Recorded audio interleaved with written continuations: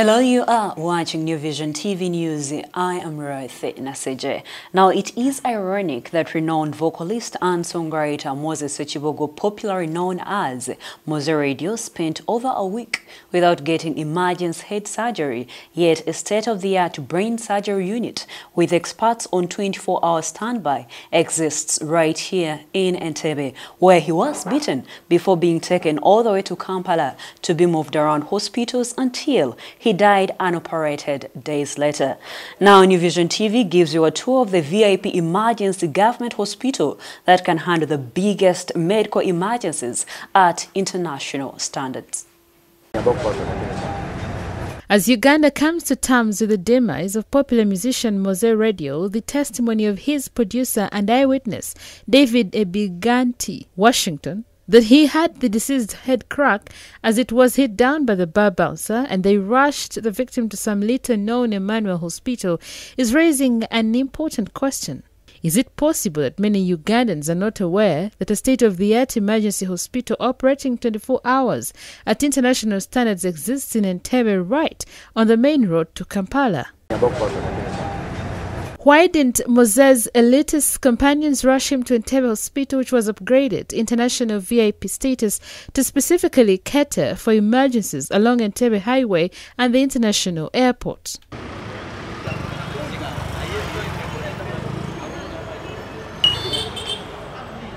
Located on Kampala Road, Entebbe International VIP Hospital was upgraded to match World Health Organization standards after realizing the need to treat both local and international dignitaries who face emergencies along Entebbe Highway, not mentioning the president's family and his staff. If the president of Uganda had an emergency at State House, he only needs to be carried on a stretcher into the emergency hospital without even need for an ambulance. According to Dr. Moses Mowzey, the medical superintendent here, the hospital was born as a combination of both Grade A and Grade B hospitals in 2008 and has the capacity to handle any kind of emergency involving both the local people and foreign dignitaries, including presidents. VIP launch was specifically put there to handle these very important visitors of the country, within and outside the country.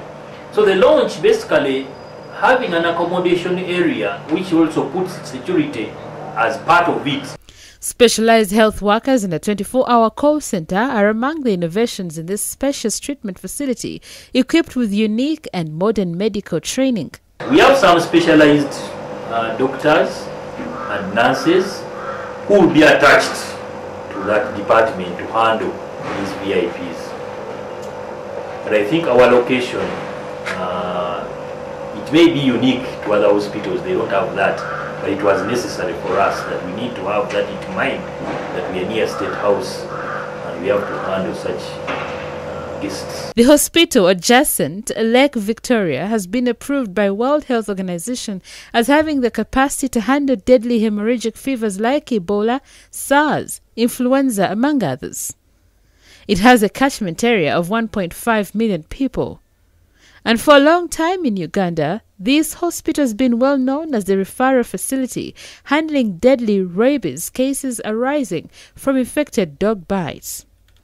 Among other services at the special Entebbe facility are special neurosurgical services handling brain injuries, meaning they had the capacity to examine and carry out emergency surgery on the late songbird Mowzey Radio almost immediately on arrival, a walking distance from where he was beaten. Could it be that a decade after Uganda invested millions of dollars in and deployed top surgeons at this facility, the general public has no knowledge about the availability and ability of the international hospital and still only know it for handling rabies? How else can one explain the folly of Mowzey's friends transporting him all the way to Zambia, leaving behind the best-suited facility to handle such an emergency in the very locality where he was injured? Report by Fatuma Narwanga for New Vision TV.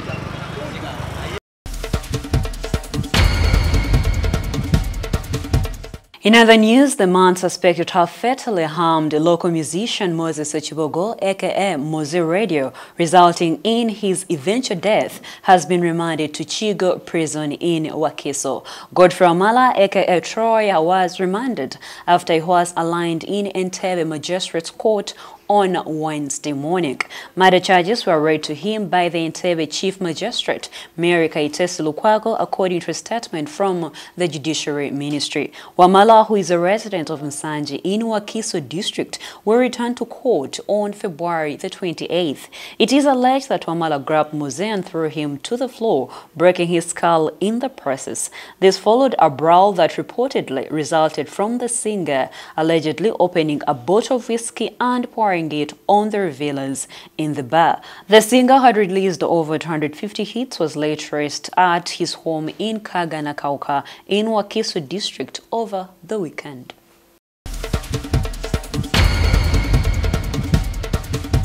In other news, medical interns in Mulago National Referral Hospital have laid down their tools over non-payment of their 3-month allowance arrears. The strike started on Tuesday following the government's failure to remit the interns' January allowances to their accounts. There are over 970 intern doctors who are working this year and are expected to finish in August this year. 61 of those have not been paid. Medical interns are entitled to a net monthly pay of 600,000 shillings to cater for their accommodation, transport and meals.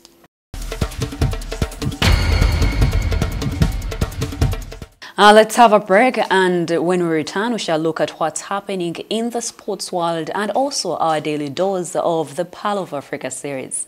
The Harvest Money Expo is back. My name is Namudu Zahara, the productions manager Egiti. We specialize in matoke. We do other products like coffee, we do pineapples. We also started Irish. Come and we teach you how you're supposed to manage your plantation. How do you do business? We've prepared for you a lot and you have a lot to know. So come in Nambole on 16th up to 18th of February. Come learn, implement and be better farmers. So come be part of the biggest farming expo in Uganda from the 16th to the 18th of February 2018 at Nambole Stadium starting at 9 a.m. Entrance is 10,000 shillings, while training also goes on for an extra 10,000. The Harvest Money Expo is brought to you by Ministry of Agriculture, Animal Industry and Fisheries, DFCU Bank, Uganda Revenue Authority, ENCSOL, the Royal Dutch Embassy in Uganda, and the New Vision, a product of Vision Group. You're still watching New Vision TV, and in sports news, the draws of the round of 32 of the Uganda Cup will be conducted on Wednesday next week. A total of 13 Uganda Premier League sides will be part of the draw, while 12 teams from the FUFA Big League will participate in the next round of the knockout competition. KCCA are the defending champions after beating Paida Black Angels 2-0 in the final last year at Greenlight Stadium in Arua. This year's Uganda Cup final will be held in June in Kumi District.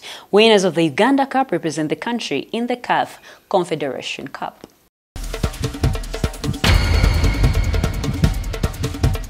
And in our daily Pearl of Africa series, we rediscover Chaninga. Lake Chaninga is found in Fort Portal Town, western Uganda. Chaninga Lake has got a meandering shape, with shores guarded by a rainforest that adds beauty to its waters. It is not only blessed with blue waters, but also favored with birds and monkeys.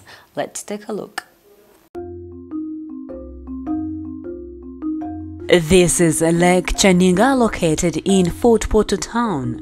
This lake was formed about 10,000 years ago as a result of intense geological and volcanic activity that shaped the dramatic scenery of the region.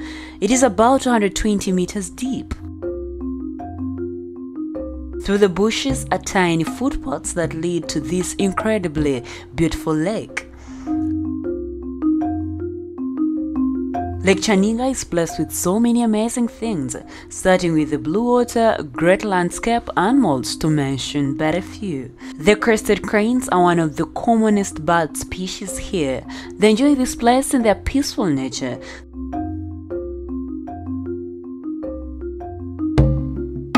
The lodges here, which are called Chaninga lodges, provide the best accommodation.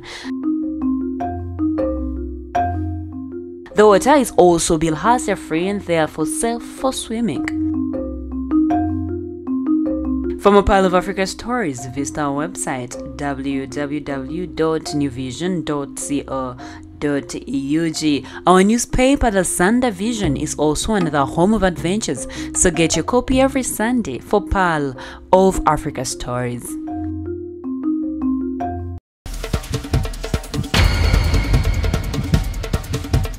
And that's all we had for you. Thank you for watching. Be sure to catch more news updates and other programs here on New Vision TV by visiting our website www.newvision.co.ug. I am Ruthi Nasije.